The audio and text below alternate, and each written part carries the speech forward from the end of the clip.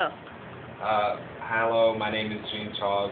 I'm also co-president of the board of the Youth Organizers United for the Now Generation, or Young.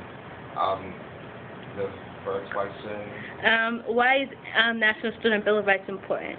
The National Student Bill of Rights is because students, as of right now, are really unsure about what their rights are, and currently the rights that I know students have seem very, very limited, and many students feel oppressed, their voices aren't being heard, and they want to be heard by the host. And I think that having a Bill of Rights for students is extremely important, because then students will be much more secure. They'll be paying attention much more to school instead of other factors in their life, having to deal with family issues, economic issues. If you have students secured in learning, then you have a very well-respected and very educated generation to take over the government when...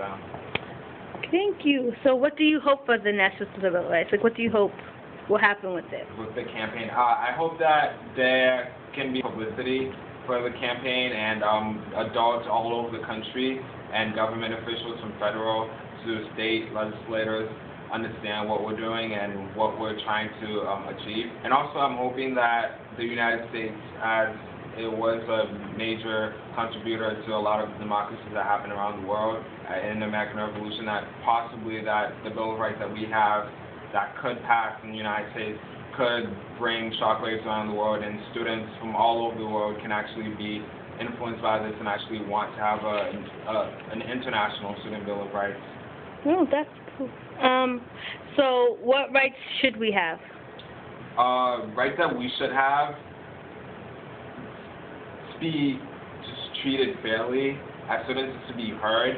A lot of the times, adults, when intergenerational conversation, adults tend to dominate the conversation. I think students, especially students around my age, should be able to talk to adults clearly and respectively, and the adults should be able to talk to us clearly and respectively as well. Okay.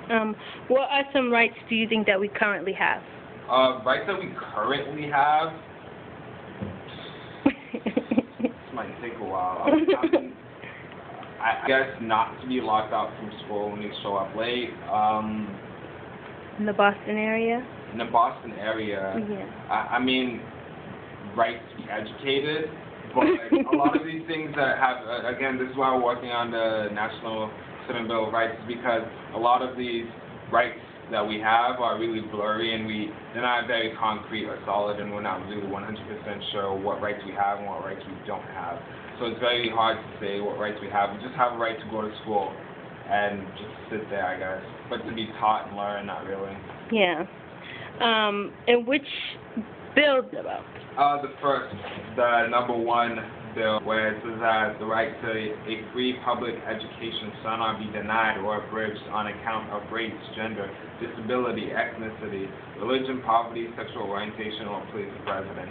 And I think this is extremely, extremely, extremely important, because although segregation was to be dissolved and no longer exists, we see that sort of informally segregated. There's a lot of students who live in the suburban area who are white students who get a much better education than students who are in the city, tend to be students of color or students from a low-income neighborhood. I think it's very important that education, a public educational opportunity is given to every student, regardless of whatever circumstances that they may face. Thank you so much. You're very welcome.